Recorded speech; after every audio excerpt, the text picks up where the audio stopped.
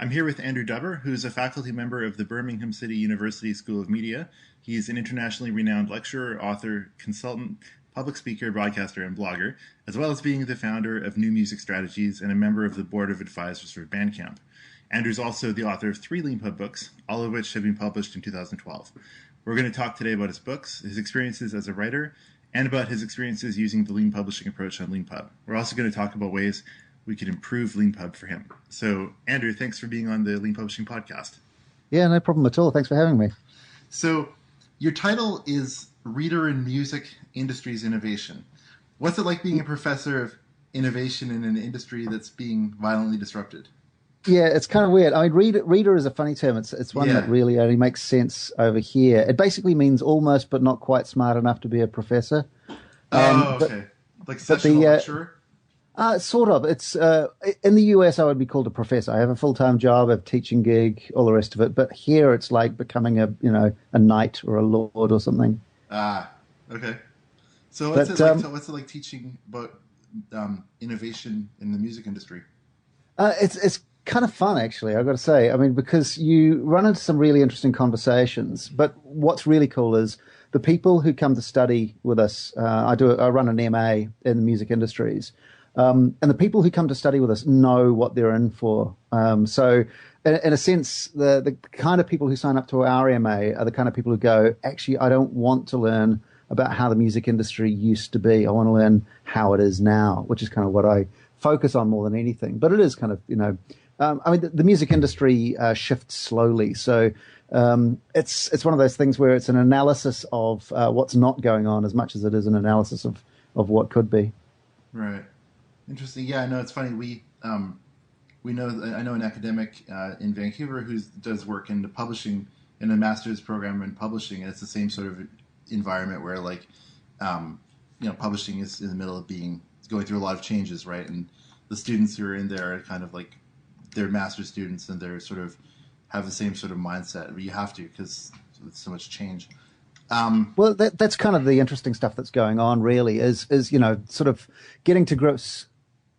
That's one of the good things about being an academic, I guess. You can step back from it and go, okay, what is actually going on, and what are people doing about it, and what do they say they're doing, as opposed to what they're actually kind of performing. So that sort of arm's length analysis can be really interesting. But also the students that I work with, they have a really hands-on approach. And most of them are actually sort of working quite substantially within the music industries as well, particularly from a kind of a independent entrepreneurial perspective. So they are actually entrepreneurial? That's interesting. That's good. Yeah, that's kind of one of the things that I really push. I mean, in fact, as part of our MA, there is a kind of a core module within it called Enterprise, and basically that's what you study as part of. It's kind of related to some other MAs that we do around creative industries and online journalism and various other things. But Enterprise is a really kind of strong thread in our MA. I sound like I'm shilling for our MA program. No, come and do our MA. No, I was just curious because it was funny. It was like when I was talking to some of the students in this publishing program, there was a mixture of sort of typical student optimism, but then also just massive depression about, well, I probably never get a job in this industry, or I'm like, well, would you like to do some freelance like stuff involving Leanpub, and you sense this sort of trepidation, but yeah. I always say to my students, anybody who aspires to a job in the music industry lacks ambition. Because I think the most interesting stuff is where people find their own niche, they find their own kind of thing that they're excited about. I mean, nobody gets into the music business because they think it's a great get-rich-quick scheme. Right. It's the wrong reason to do it. But if you're really passionate about music, there are ways in which you can make money at it, and most of them don't involve sitting in the basement at Universal Music putting CDs in envelopes. Right. So besides, getting along that line, besides teaching at Birmingham University, you're also involved in a lot of projects. Tell me about New Music Strategies. Well, New Music Strategies actually started as a blog about 5 years ago, actually more like 6 years ago, when I first started studying this, because I didn't sort of start studying the online music industries. I started actually studying radio and digital radio and online radio. But I kind of, when I shifted to the UK about 8 years ago, it was kind of coincided with a shift in focus. I kind of do both now, essentially. But the New Music Strategies was a blog in which I was kind of thinking out loud about the research that I was doing and also the music industries that I was working with. and the sort of innovation stuff we were doing. So I was just kind of, here is something interesting, let me share it with you. And at the time, there were very few independent music industry blogs around. And so kind of New Music Strategies picked up a bit of a following, particularly because I wrote this, I put it out as an ebook, but essentially it was just a series of blog posts. And I made it as a PDF download free from the website, and people downloaded it and shared it around. There was really kind of nothing else like that at the time. Now every man and his dog's got a blog about, giving advice to independent musicians. So over time, New Music Strategies doing that became less important. But I'd kind of worked with some really cool and really interesting people while I was sort of operating under that name. And so what I did is I approached them and said, well, okay, New Music Strategies doesn't really need to be an advice blog for online music. People can find that stuff now. And I kind of feel like I've said what I needed to say in that sphere a little bit. So why don't we just get together and do stuff when it's cool and interesting? And so there's 5 of us. There's a woman in Amsterdam. There's a woman in Berlin.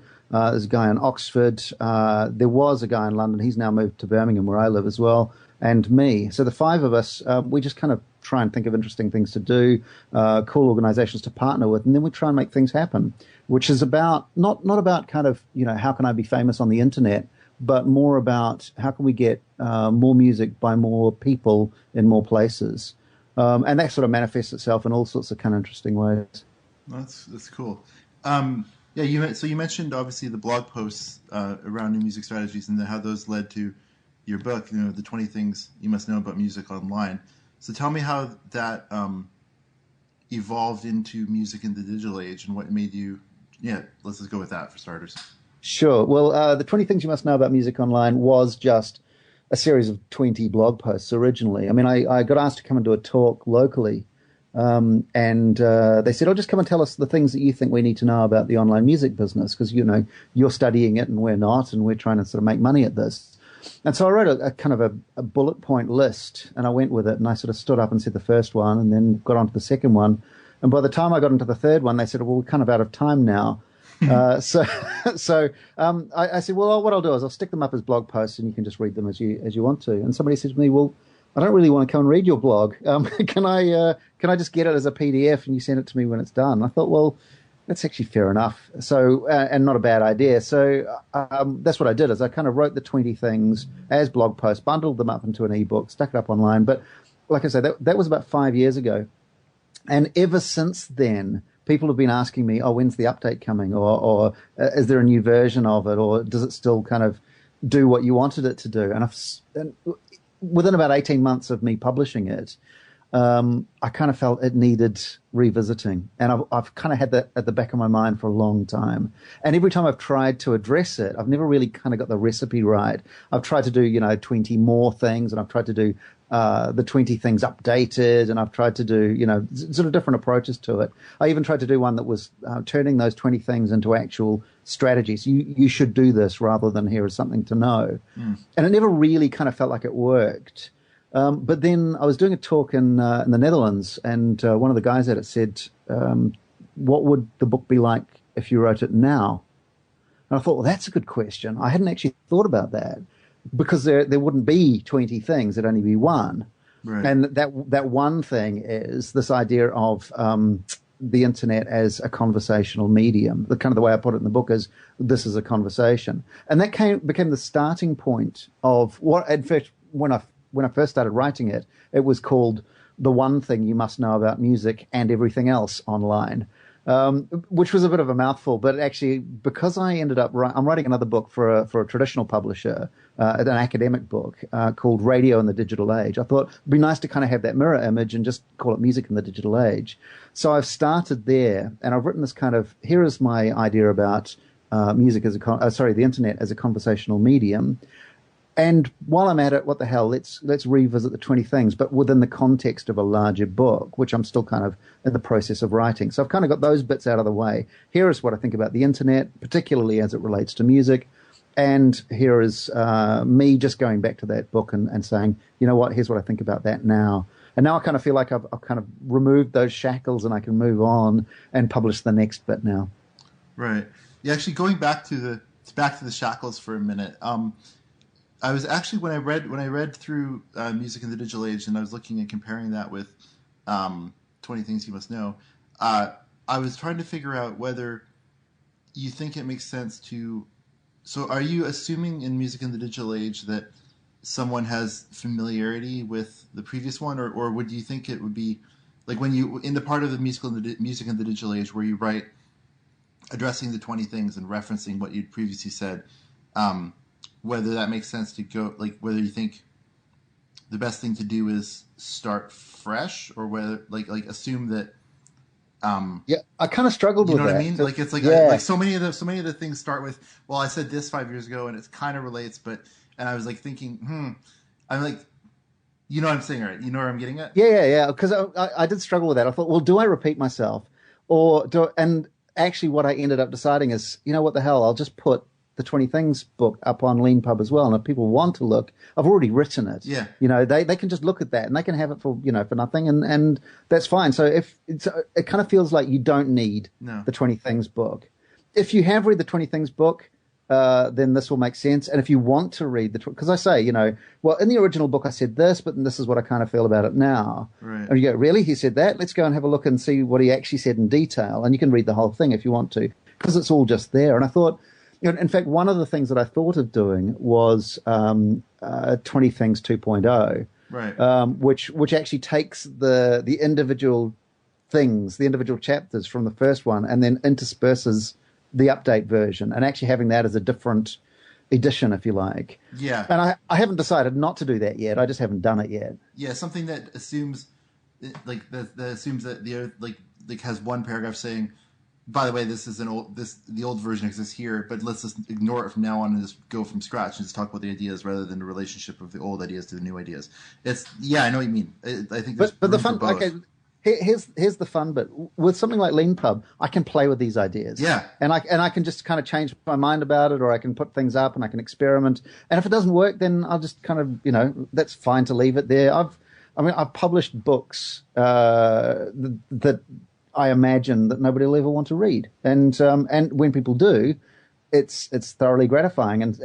But the thing is, you've got the opportunity to kind of play with it and test things as you develop them. Yeah, exactly. I mean, that's the whole idea of lean publishing, right? Is being able to publish while you're writing, and get feedback from actual people who are invested, like literally invested because they paid money for the thing and they want it to be good, right?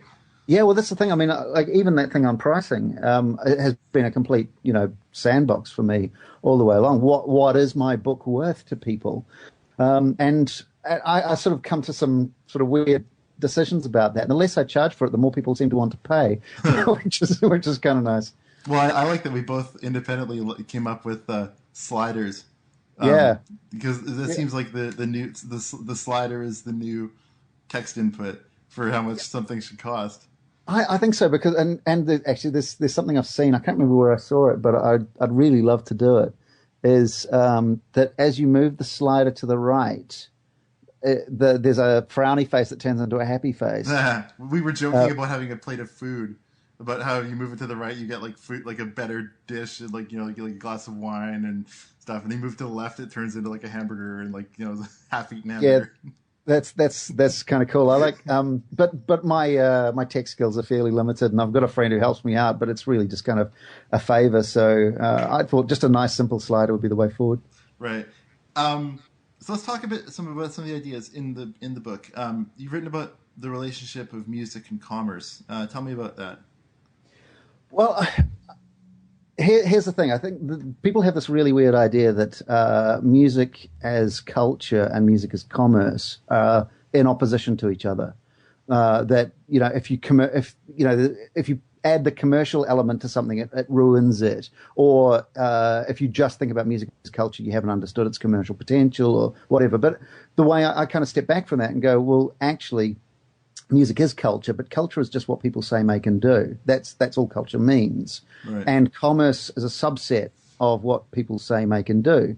And so music being commerce is part of music being culture. And it actually pays to understand the broader cultural aspects of music in order to be able to make the most of it from a commercial perspective, because music makes money for people to the extent that music makes meaning for people. And I think the same could be said about books too, actually. The more meaningful they are in people's lives for whatever reason, whether it's identity or memory or, whatever it is, the more those things will link into how many copies you'll sell. And that's true of music, it's true of books, it's true of all sorts. Yeah, that's why, like, when you talk about music being a conversation, about the one idea about things being a conversation, how you see, like, releasing music and then interacting with your listeners, and releasing a book and interacting with your readers, the same type of idea, obviously.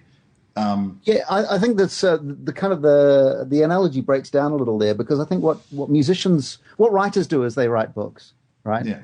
But what musicians do, making recordings is such a tiny part of what they do. This activity of being a musician, of what Christopher Small calls musicking, right. Isn't kind of reducible to locking yourself in a dark, windowless, airless room for 3 months while you kind of make these idealized versions of what you think your song should sound like, and then sort of selling them as commodities. That's kind of a small part of it. And I think what's really interesting about the online environment is you have an opportunity to kind of find other ways for people to make meaning from what you do, and find other ways for them to give you money for that.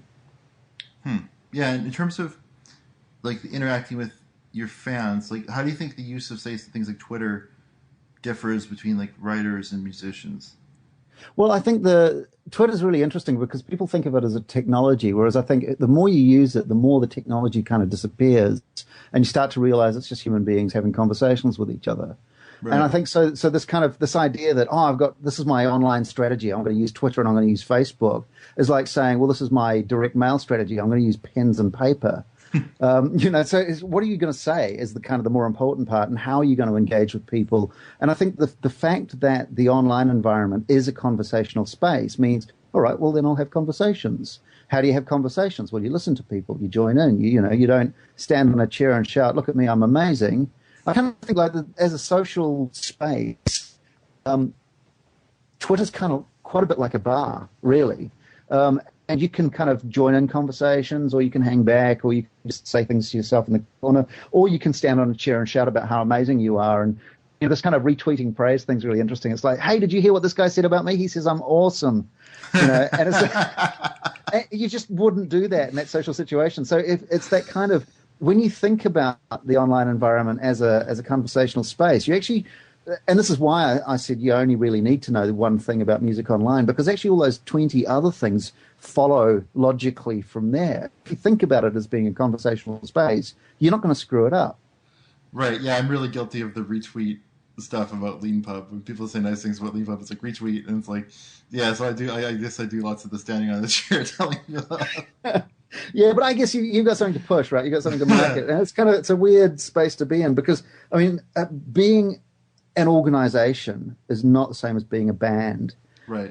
And yeah, it's funny, you get these band Twitter accounts that you don't know who's talking. You don't know whether it's the drummer or the singer or the cute guy or the, whatever. And so there's this kind of faceless corporate entity just going, we're amazing. Check out our video. Look at our stat. And it just kind of, there's nothing engaging about that. And actually, it turns into something quite boring quite quickly. Right. I think if you're an organization, if you're a company, there is kind of there's a reason to have a corporate authorial voice, I guess. Oh, that's weird. But I don't know. I mean, it might be different for small organizations. I kind of like the idea of Peter from Leanpub tweeting Scott more and I both than tweet. Leanpub, Yeah, we have, like, I tweet stuff, Scott tweets stuff. We have our Leanpub one, but it's weird. I mean, we have that, so for, like, stuff like, hey, we've had a problem with our book generator or whatever, or sometimes Leanpub quite often retweets nice ththings people say, but, Scott and I tend to do things more individually as well, and I as long as we met, I think Leanpub, it's kind of like, the account kind of functions like a tag, right? Like, if you say something about at Leanpub, then Leanpub is involved, and it's like, exactly, yeah. It becomes part of the conversation, and there's an opportunity to engage as an organization. I mean, we've got a New Music Strategies account. Unfortunately, New Music Strategies is too long to be a Twitter name. So where this is NMS. And but this is NMS account almost never tweets, because we just because we're, like Steve Lawson and me particularly. I mean, Steve Lawson tweets more than any person alive. You follow him on Twitter, and you got to be prepared to kind of balance that with other people. You actually start following more just so it doesn't seem like it dominates quite so much. But he says some really, really cool and interesting stuff. But we look at the kind of the corporate, if you like, in inverted commas, New Music Strategy Twitter account and go, not really sure what to say there. Right. So it's funny because we're just sort of we're a group of individuals who happen to work together, but we have our own voice. And I guess, you know, if we were in a bar, you know, we would have conversations with people that might be about new music strategies, but aren't from new music strategies, if you see what I mean. Yeah, no, exactly. And that's what you're talking about in your book, Music in the Digital Age, how the digital age compares to the electric age, right? It's the Yeah, same yeah, idea. for sure. And the electric age is all about broadcasting. It's Right. it's all about, you know, make one, sell many. It's about centralized production and then mass distribution. It's, you know, it's recordings, it's broadcasting. Whereas the digital age, I think the thing that sort of characterizes it is that it puts that within a conversational space. I mean, Marshall McLuhan says this thing about the content of any new medium as its predecessor. So people think they're kind of watching TV on the internet or they're reading newspapers online or whatever. Those aren't TV. That's, you know, it's not TV, it's not newspapers. That's the internet. And actually it's a completely different context when it's within there. And they become social objects, which is something that I'm going to talk more about in the book. But they become the things about which the conversation takes place. So I think the kind of the two main ingredients on the internet are the conversation and the things about which the conversation takes place. And the way that you have success with music, if you want to sort of distribute it and get it out there, is the extent to which it makes significant meaning for people to want to take it and have conversations about it. You know, being shared is more important than being, you know, distributed, if you like. Speaking of that, one idea when I was reading through your book is twigged the idea for me of, you know, the notion of digital native, and that's gotten bandied around a lot lately. Do you think that's like a legitimate and valuable term, or do you think it's sort of full of itself and like overblown? It's a valuable term in the sense that it kind of distills a really simple idea, but it's not actually descriptive of anything real in the world. Right. It's one of those things where you say, oh, I'm a digital native. It just means I know how to use computers. Yeah. You know, which you know, it's like saying I'm a driving native. Well, no, I, in terms of the idea that people who are, I've heard the stupid version, which is like people who are born basically like, I don't know, after Google or after Facebook or whatever, somehow like are magically, since they've, for their entire lives, these things have existed, they somehow understand digital things better than people who, you know, were born before Google. And that's true of any technology, though. I mean, like there's a great Douglas Adams line about, you know, anything that was invented before you were born is part of the natural order of things. Anything that was born between your birth and the age of 30 is something you could probably get a job in and you could learn and become quite competent at. Right. Anything after that is of the devil. Right. And that's kind of, but that's true no matter when you were born. But I think that I mean, I'm going to be 45 this year. So I'm not, on paper, a digital native. But actually, I've been using computers, like immersed in computers, for the last 20 years. And I'm not a computer programmer. I'm not a code monkey. I'm not a technical person. These are just tools that I happen to have found useful and have used a lot over the last 20 years. And so I'm a digital native in the sense that this is where I spend all my time. But it's the point at which, I mean, digital's not interesting. It's like saying you're an electric native. Right. You know, it's like that thing about driving. It's you don't just kind of press the button and pull the lever and look in the mirror and indicate and pull out and, you know, turn the handle or whatever. You just drive to your friend's place. Once the technology disappears, it just becomes the way in which you do things. So in a sense, that kind of makes you native, but at the same time, that means that the technology is not the interesting bit. Being digital is no more interesting than being electric. Right. But it's just, you know, what do you do? How do you communicate? And how do you kind of, you know, get on with other human beings?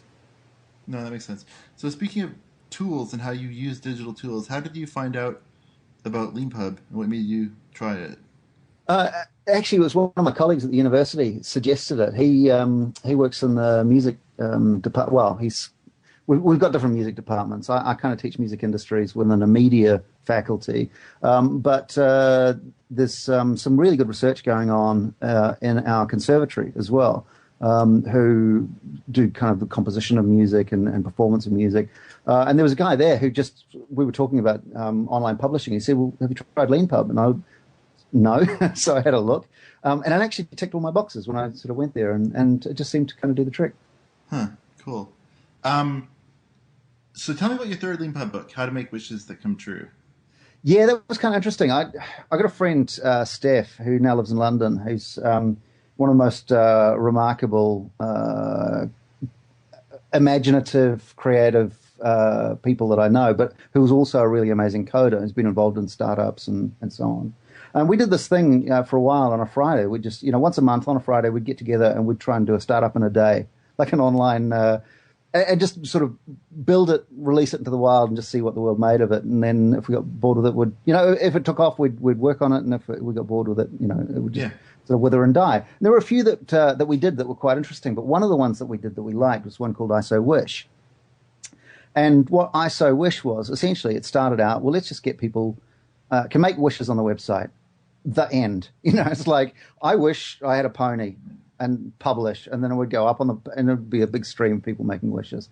And then people said, well, I want to do things with these wishes. And then other people said, well, actually, you know what? That person who wished that, I can actually grant that wish for them. And we thought, there's something interesting here. And so we actually spent a little bit more time on it. And we developed it a bit more and got it to the point where it was a real community. I mean, it wasn't huge, but we had quite, several hundred people were posting and were, helping each other out. And then we were granting, points for people who were particularly helpful to people. So rather than just being and sort of this idly wishing things, we actually made a community where the whole point of it was to try and grant other people's wishes. And it was a really cool thing to do. Like, for instance, one woman posted, she wished that she lived in the US and she was in the UK. And this guy from the States said, well, actually, I've got all these spare air miles. Why don't you use those, come over and check out some properties? And so it's like stuff like that was happening, really kind of, and some of it was really sort of moving stuff, people in tragic situations and people coming together and really helping them. So it was a really exciting thing. Of course, neither of us had the money or the time or the energy to sort of spend on it. And it's sad. I mean, I'd really love to revisit it later, but it sort of withered and died. But the really cool thing about it was it sparked a whole lot of other things. And we were sort of kicking around ideas about, what we could contribute to it, what we could do. And I can't remember why, but I spent 24 hours in bed sick, but still conscious enough to write something. So I said to Steph, well, since I'm stuck here anyway, I'll see if I can write an ebook. And we can sell that on the website. Everybody seemed to like the ebook that I did on New Music Strategies. Let's do one for here. But I didn't want it to be this kind of wishy-washy, because it's a book about wishes. Very quickly go down that really kind of dodgy path of, if you just close your eyes and wish hard enough, the universe will grant you everything you want, which is nonsense. But I thought, well, actually, if you think about it right, wishes are just it's just goal setting. It's like, I want the world to be in this way. It's not yet. How do I go about doing that? And so what I did is, rather than saying, here is a goal setting workshop, or saying, here's, a book about wishes and fairies and pixies and whatever, it was, all right, here's how to make wishes that come true. And that was the kind of the core. This is like real wishing. This is the way that I want the world to be. I wish whether it's lose weight or, get a particular job or have an amount of money or, write a book or whatever it is, what it is you want to have about the world to be true that isn't true at the moment. Okay, so how you make wishes that come true is you start with the wish, you make sure it's a good one, and make sure it's one that's kind of real and practical and achievable and measurable and all the things people tell you that goals should be. But then you actually set in place steps that take you towards that. And it's, in that sense, it's real kind of basic goal-setting workshop stuff. But it is a workshop. It's like, all right, here's how to make wishes, here's how to make really cool wishes, and here's how to make really cool wishes that come true if you actually kind of are a bit kind of real about wishes rather than just, I wish I had a pony with, whatever, pink tassels. Right. Yeah, actually, I was just typing something. I just wanted to dig out. I just retweeted something. I saw it from way back in 2006.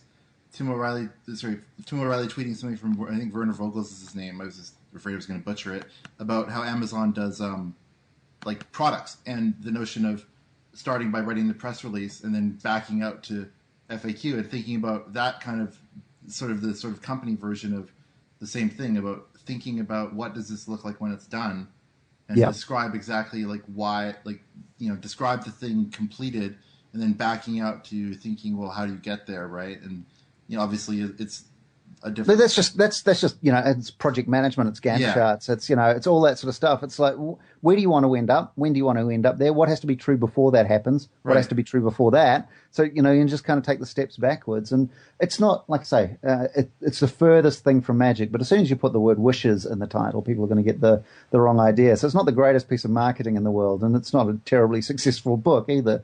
But I think it's one that I'm quite pleased with all the same, because I think it does actually take you through this process, and it's been particular. There's some friends of mine who've used it for things like losing weight, or in fact, one of them used it for writing a book, Right. which was just these are the things that I want to be true in this amount of years, and I'm going to go and set out and do it now. Yeah, like just working backwards. That's nice. I like that. Um, okay, actually, back to music in the digital age. So it's been translated into a lot of languages, or being translated into a lot of languages already. So tell me about that and how the process is going. And Well, that's been really cool. I mean, when I put out 20 things you must know about music online, a few people approached me and said, "Can I translate this into my language?" And I went, "Yeah, knock yourself out. Fine, help yourself." And so they would go away for 6 months and come back and go, "I did it," and then they'd present it to me, and I'd go, "Cool, put it up on my website." But what I thought would be good this time, because I want the book to almost be an experiment in the kind of things that I talk about. So I said, well, if anybody wants to translate this book, let's translate it as we go. You've got the opportunity with Leanpub to publish in progress. Why can't we just translate it in progress as well? I'll write the next bit, I'll publish that, you translate it. When that's ready, we'll publish that, and it will just kind of tick along. And I thought, I wonder how many languages I could probably do. And so I sort of went through a list of, the people I know who speak other languages to start with. And then B, what are the most commonly spoken languages in the world? And I ended up with a list of sort of between 25 and 30. And of those so far, I've got 20 underway. And 5 of them, I think, are already in a state ready to be published. There are some that are kind of people just getting started now. But I've got a Greek version, a German version. What have I got? Spanish, Portuguese, and Estonian up on the website already. Dutch is almost ready to go. There's a few others kind of just waiting in the wings, and just as it happens. But there's no rush. I mean, that's the thing about this is when people are ready, we can put it up. But what I've done is to try and make it worth people's while, because I can't pay them to go and do translations. But if people are giving me money, it would be churlish of me not to share it. So what I've said is, if you want to translate it into your language, if whatever we sell of your language version, I'll just split you 50-50. right. And that people seem happy with that, because not because they think they're going to make lots of money out of it, but because that seems fair. Right. Yeah, actually, I have a question about translation. So since you're translating since it's being translated as you're writing it, have you found that in progress translation has affected the development of the original? Like in terms of if one of your translators, say, asks to clarify certain ideas or how something, totally translates?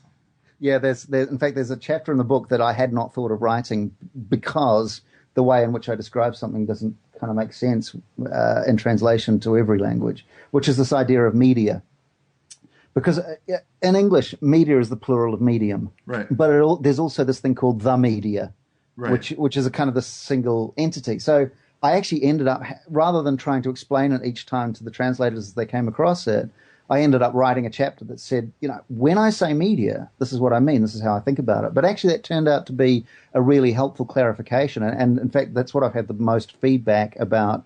That was really helpful, because all of the other stuff you talked about, I kind of had a vague idea of what you meant. But because of course I've got all these ideas. I'm in a media studies department. I've been studying media for the last 12 years or whatever, and I understand what I think of as media, but I don't explain it very well. I sort of start as this, the digital media are these things, and the electric media are these things. And what do you mean media?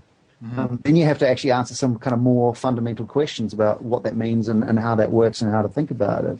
And actually that's made me write something, I think, better, because it was essentially untranslatable. But the other thing was because I'm when I started on Leanpub, what I would do is I'd publish something and then I'd go back to the first bit and I would change that and republish that, updated version. But of course, I need the early stuff to be canonical, so that the translators don't go, oh, he's changed it, I have to translate that chapter again. That's what I was actually going to ask you about that, because that's I ferociously, when I revise old stuff, and I was like trying to figure out if that had impacted what you were doing, like if it was making you hesitant to revise your older writing or in the book, or whether you're just going to be like, well, if you're signed up to translate, then this is what you're in for, and here's. No, what I've done is I've decided that what I'll give the translators is the stuff that I'm 100% on, so that I've published more than I've given to the translators to translate, but I'm 100% happy with, like, the stuff in the first, at least the first half dozen chapters of the book will not change now. Okay, makes sense. Because it wouldn't be fair to anybody who's translating it.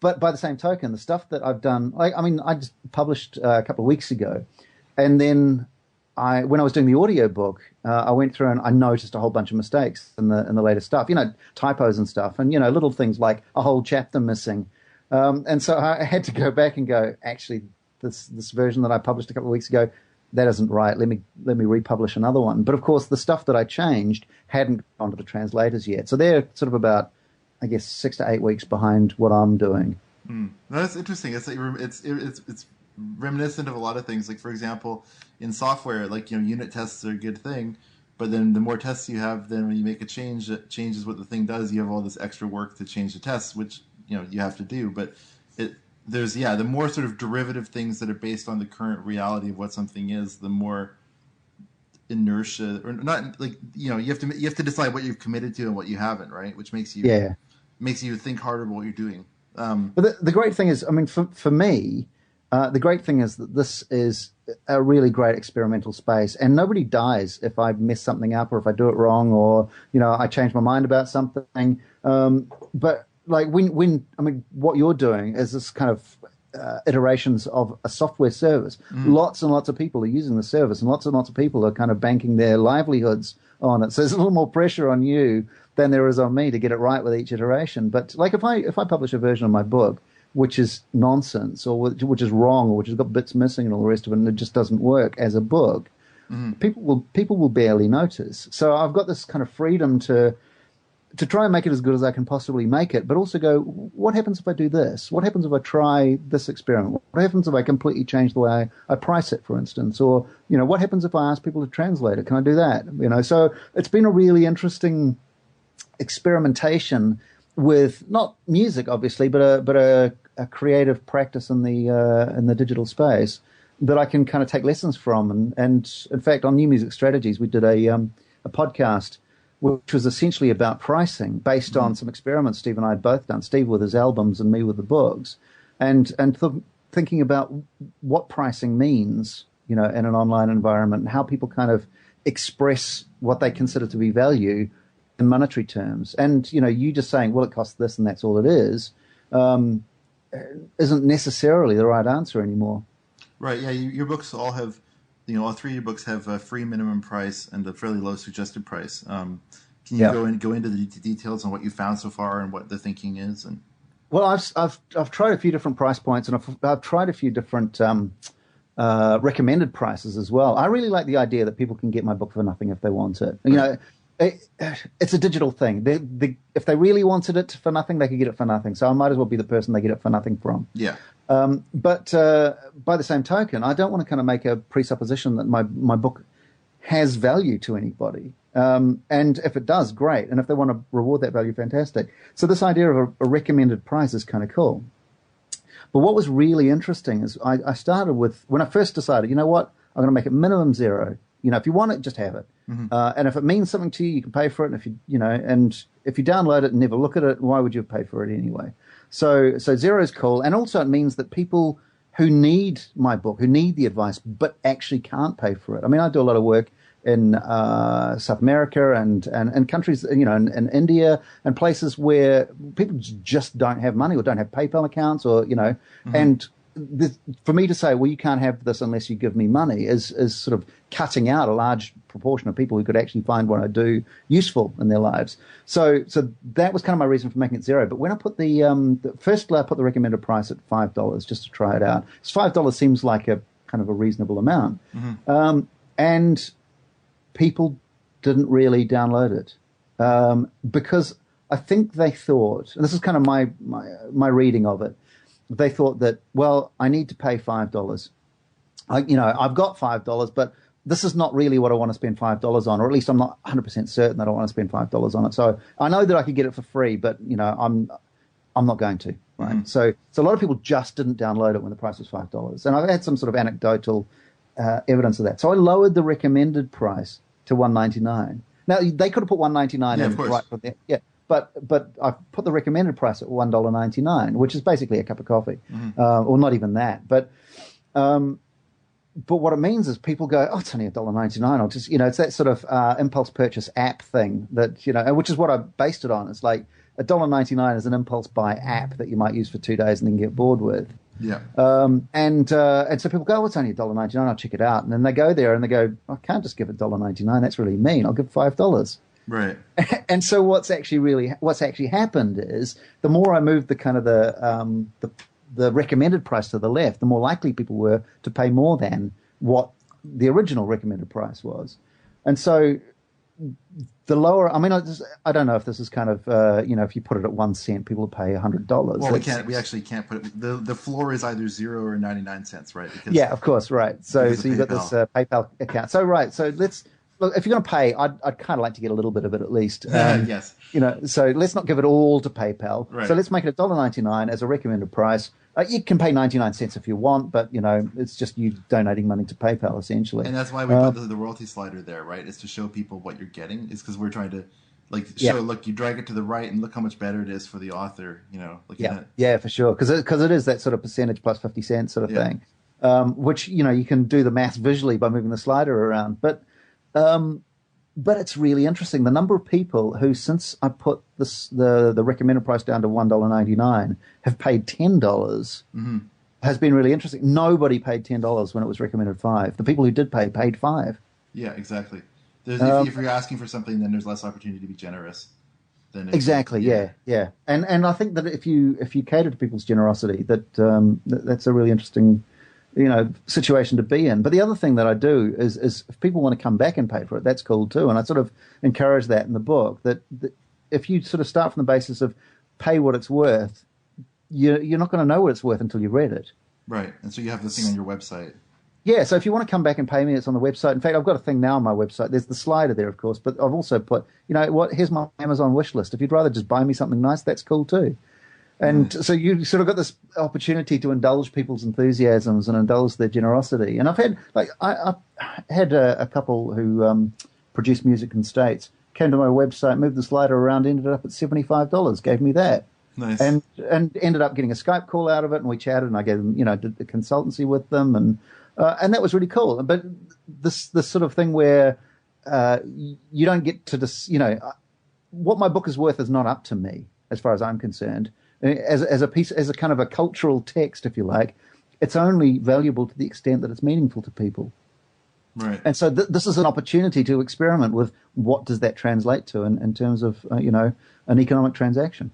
Yeah, actually, we're thinking around, we've had a couple people say, hey, I'd like to be able to come to the Leanpub and pay more for the purchase afterward. And so you've obviously just provided that functionality yourself, but this is one thing we're thinking of doing. We've had people ask us to be able to let us do that. And also, because they could just buy it again, but that's exactly. But people don't want to do that. It's weird. People want to.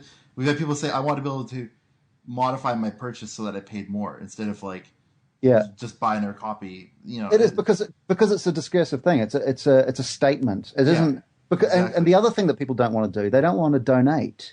Yeah, they want to buy the thing for. They want to buy the book, but they want to have bought it for more after the fact. Yeah. And also, they want to some people want to let the author know who they are, right? Is that something that you'd be interested? We've had some authors for sure. I mean, some authors will be interested from the sake of, well, if you let me know who they are, then I can market to them. I can sell them other stuff. I can they can be on my mailing list, and I'm kind of less interested in that. But I actually just want to be able to say thank you to people, right. To say, I'm really glad you found that interesting. But at the moment, people who want to can, they can drop me a note on I'm sort of the most findable guy on the planet. They can go through my website, they can catch me on Twitter, they can, send me a message and go, hey, I got your book. But I find myself going, hey, somebody just paid $10 for my book, whoever that was. Thanks a lot. That was really cool. Yeah. And I'd really love to be able to do that in person. And so from that perspective, I think it's not about knowing who they are, but actually being able to go to sort of make an individual piece of communication just to say, thanks, that's awesome. Huh. Yeah, I mean, we were thinking like, well, so for us, we're like, and I'm doing customer development here. Like, I'm trying to figure out. I think there's some feature here that like we've had a couple ideas. And I'm just trying to get a sense from your take on it. We've had some authors who want to see names of everyone, and we're like, well, we want to keep the purchase form simple so that people don't have to think about how social they're being when they click the button that buys the thing, right? But then, Yeah, and also by the same token, every time you go into a shop, you don't want to tell the person your name that you're buying. You know, you're buying. Or else you go to IKEA and they ask for your postal code, and it's like no, I don't want to right now. But